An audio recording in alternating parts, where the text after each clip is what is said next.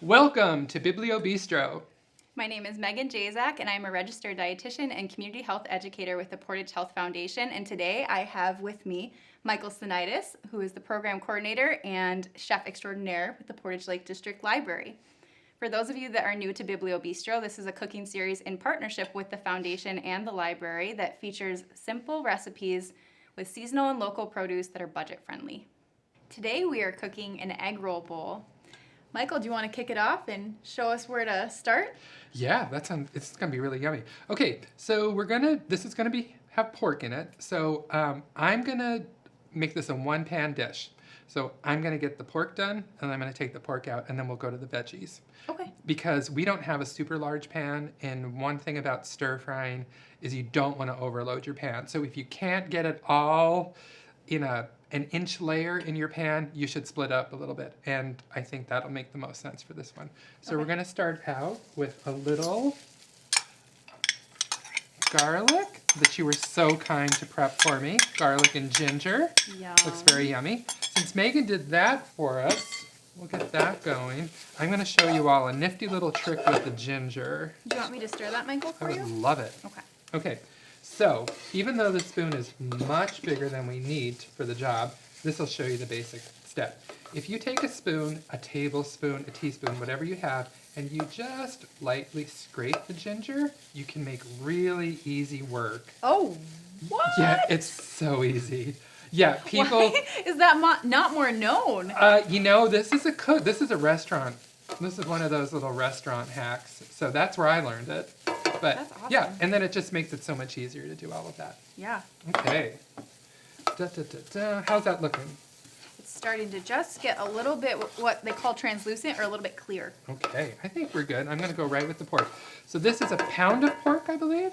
Yes, just shy of a pound. Yep. And I have a glove on today because I'm not able to wash my hands in between this. So I'm going to handle the raw meat with the glove, and then I'm going to get rid of the glove. And not use the same bowl for the cooked pork that had the raw pork in. Right. We don't want any sort of raw pork being contaminated with anything else that we're cooking. Exactly. If you don't have gloves at home, you can just use warm water and cook for Oh yeah, or just wash your hands 20 in between. seconds. Yeah. Yeah. So Yeah. that would be 2 happy birthdays essentially. In your head, you can say that out loud. I like the sound of 2 happy birthdays if they were So mine. it's like you're washing your hands in celebration every time. Do you get 2 cakes for 2 birthdays? Ooh. 2 birthday songs? You get 2 cakes? I think you can make up the rules on that. I'm going to have you put this to the side so I Okay. don't mess up Okay. and I will take the move raw that pork away. bowl. I'm going to get this going good and hot. And we'll just let that simmer. What temperature are we going for with the cooked pork, Megan? So for pork, we want it to be 145 or higher. Okay. To avoid any sort of food poisoning. And you've got our handy dandy meat thermometer. This is going to be a little bit. So I could jump into another part of the recipe if you want while you're doing that. Sure. Is there anything else we need chopped up? Let's Cabbage? see. Yeah, cabbage would be a great place to start. Okay. So you've got us prepped on this one as well, but I'll show you how I would go about this. If you wanted to do it, you could do it on a mandolin if you wanted, but I just don't like to wash a lot of things. What is a mandolin, Michael?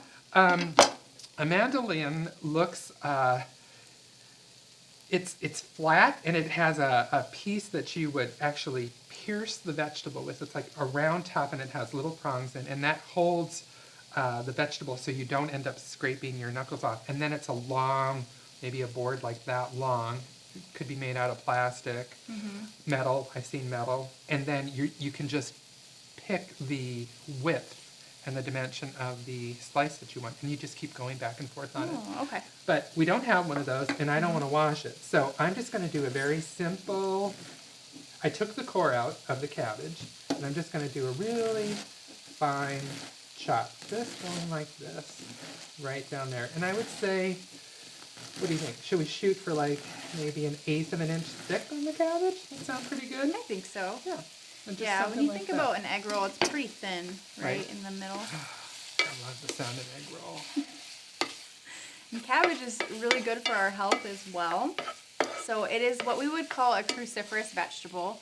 And what that means, it's just a fancy word for, basically it's a little bit harder in your gut to digest. So it has a lot of health benefits for your gut if you have a robust stomach. Those that have a more sensitive stomach, it can actually cause a little bit of stomach upset. It's harder to digest.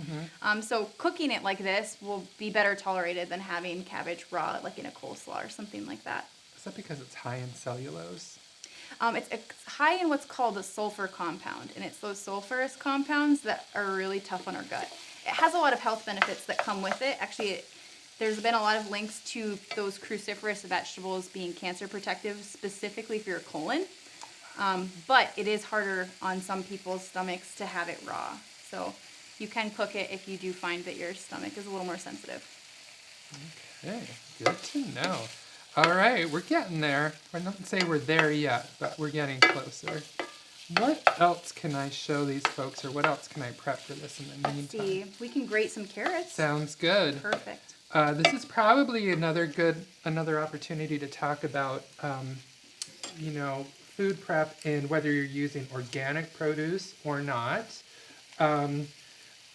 Whatever works for you at the time of year, your budget. If I were doing a commercially produced carrot, not an organic one, I would peel it. That's just what I would personally do. However, when I'm using organic produce from the farmer's market or the co-op, I will just scrub the carrot and then move into it. I leave the skin on. It's just easier to handle and whatever, but...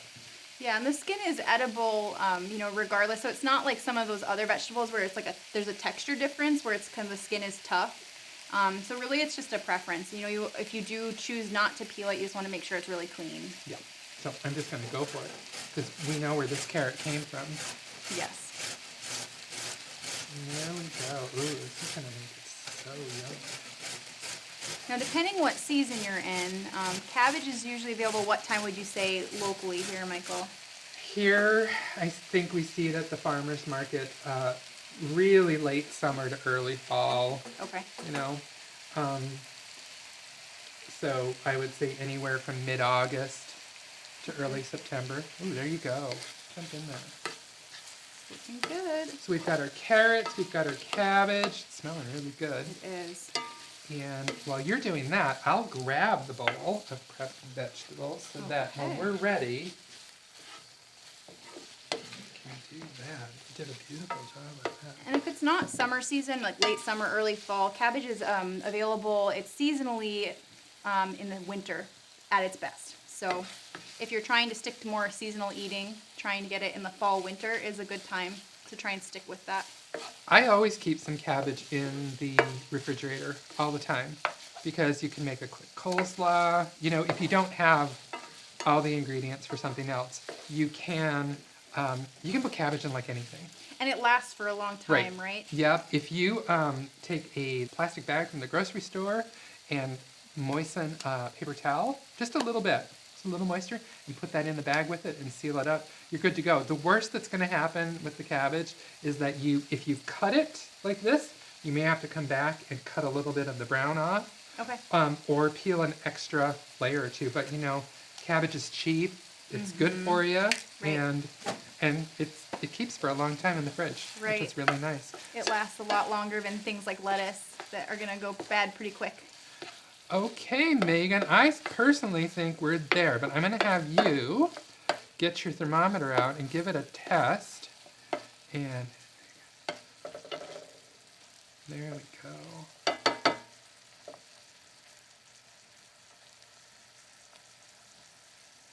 was thinking, so it's just shy. It's jumping up. 147. All right. Okay, so as I said before, since we are working with a smaller pan here, we're going to take the pork out so that we can get our veggies done, and then we'll add everything back together. So I'm just going to do Now, can you tell me, Megan, where we're going from here? Yes. Let's see. Now we're going to we have some sesame oil just for a little bit of a different flavor. That's good. We've got 1 tablespoon. I actually already measured that out for you. Nice. And we're going to add those veggies in. Okay, here we go. Now, what's different about this than maybe some stir fries is all of these vegetables are pretty similar in, what's the word I'm looking for? Like moisture and Texture, Yeah. for sure. So let's say we were going to have zucchini in something like this. We'd wait to put the zucchini in until after this, but the cabbage, the onions, the carrots, they're a little tougher. Yeah, and I have more. Megan prepped us with more than we need, which is great. We'll have some of this later, but I'm just gonna do the pan up about an inch thick of vegetables. The cabbage will cook down a lot, but I don't want to overfill the pan because that'll really take some time off the recipe. Okay. And we've got a good stir going. I can smell the sesame oil. How about you?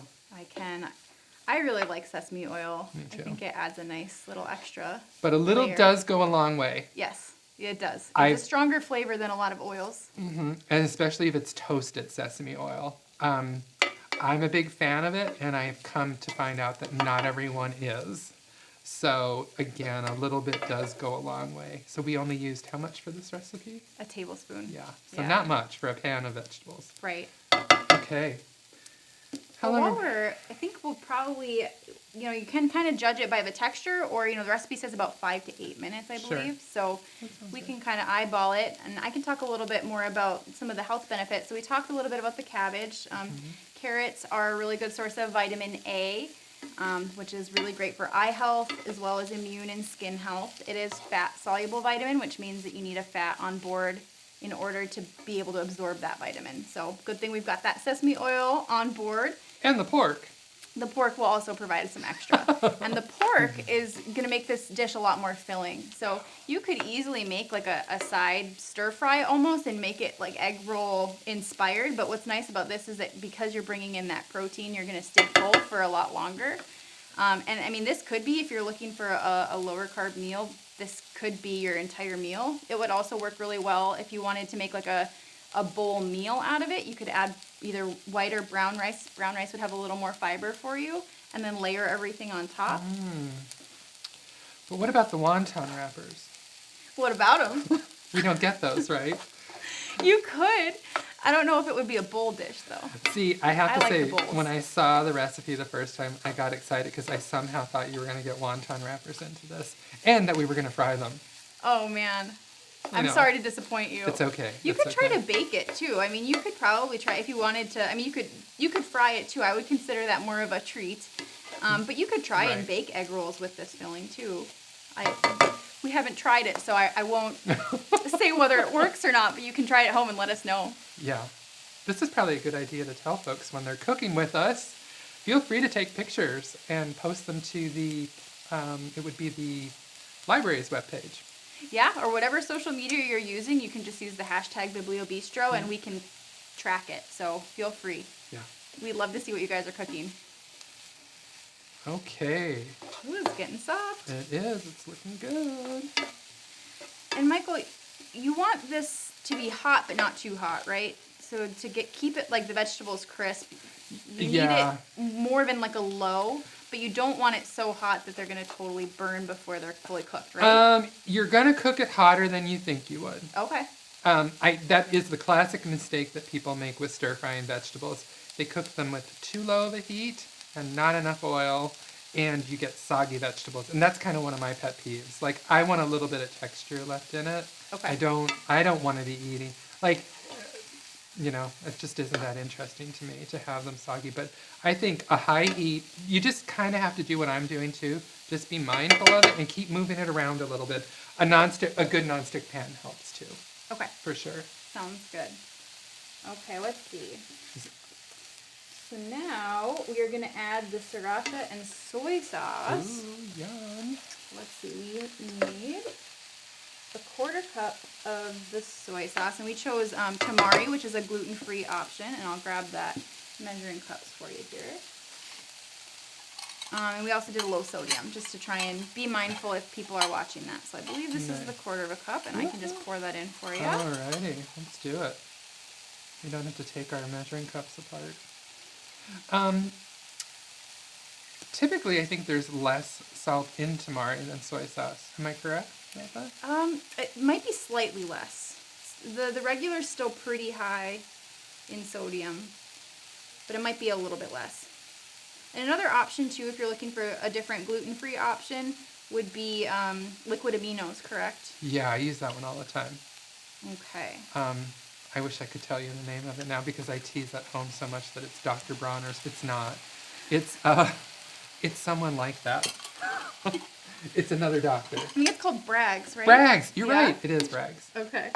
And then you don't have to put the sriracha in. That's just going to add a little bit of extra heat. But I think we both are on the same page. We want a little bit of extra heat. So I'm going to make sure this is, yep, we're good to go.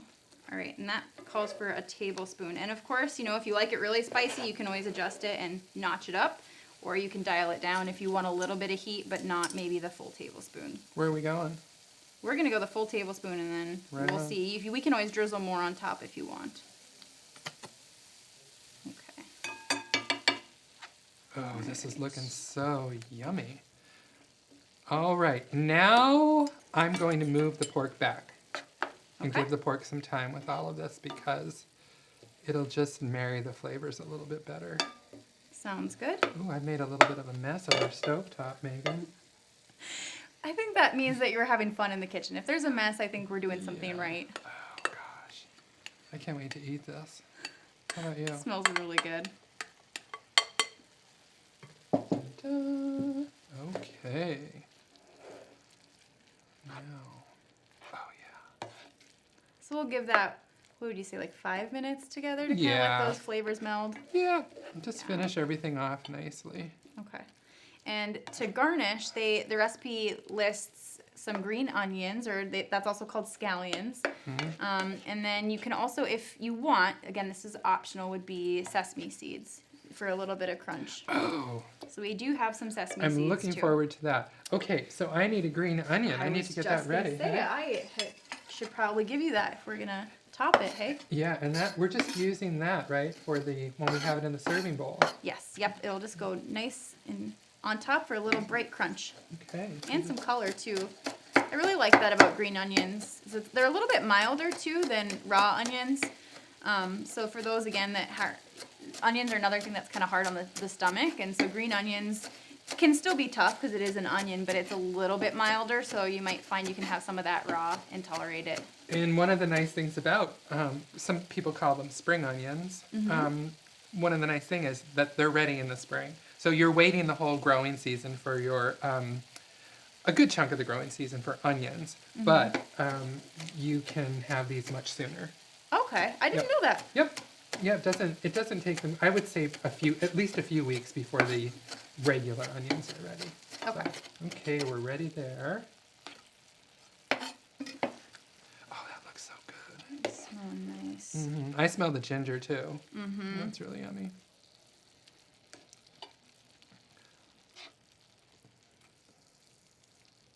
This is not one of those times where when I've been cooking, I lose my appetite for what I've been cooking. And it smells like an egg roll, doesn't it? It does smell like an egg roll. It really does. I'm not even going to miss the wonton wrapper. See? And you're just Maybe. getting tons of veggies and tons of protein.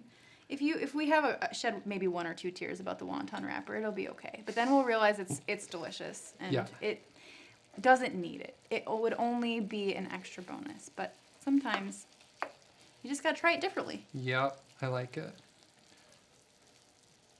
That looks good. Yeah? I think we're good. You want me to grab some bowls? Yeah, let's do Okay. it. Let's do it.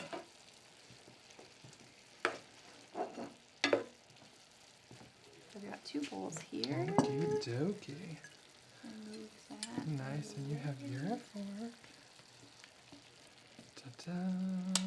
I'll tell you what, you can garnish with the green onion, and I'll sprinkle with the sesame seeds. How That does that sound? sounds great. Okay. I like it. Oh, that looks so beautiful. I love the color on that. Mhm. That is beautiful.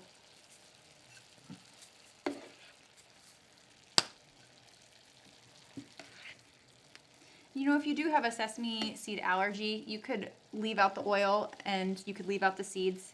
It's not going to drastically change it. I think it does make it a little bit more... I'll take a shake there, may I? Yes, I would love that. It does make it a little bit more I would say egg roll flavory, which is probably not a very scientific way to go about that. Flavory, folks. You heard it here first. Yeah. Flavory. But it's not going to make or break the dish. No. So you would just want to make sure that you substitute a different oil that you can tolerate. Nice. I'm going to turn that off so we don't Burn it. That would be have a sad. problem. Ready? Ready. Let's give it a try.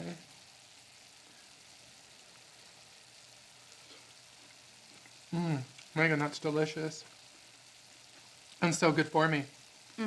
That ginger is really just spot on. And it's nice and warm. And what? Took us 15 minutes? Yeah, that's good. From start That's a to quick finish. one. Great. Well, folks, thanks for joining us for another episode of Biblio Bistro. If you'd like to plug in, whether it's finding out more recipes and episodes that we've done, you can go to pldl.org/biblio-bistro, and you'll find all of our former episodes and recipes, as well as the shopping lists. You can also use that hashtag Biblio Bistro, as Michael and I were talking about, if you're cooking at home. And the show notes will feature any other information like the price of the recipe, as well as farmers market information for the area. So until next time, Bon appetit!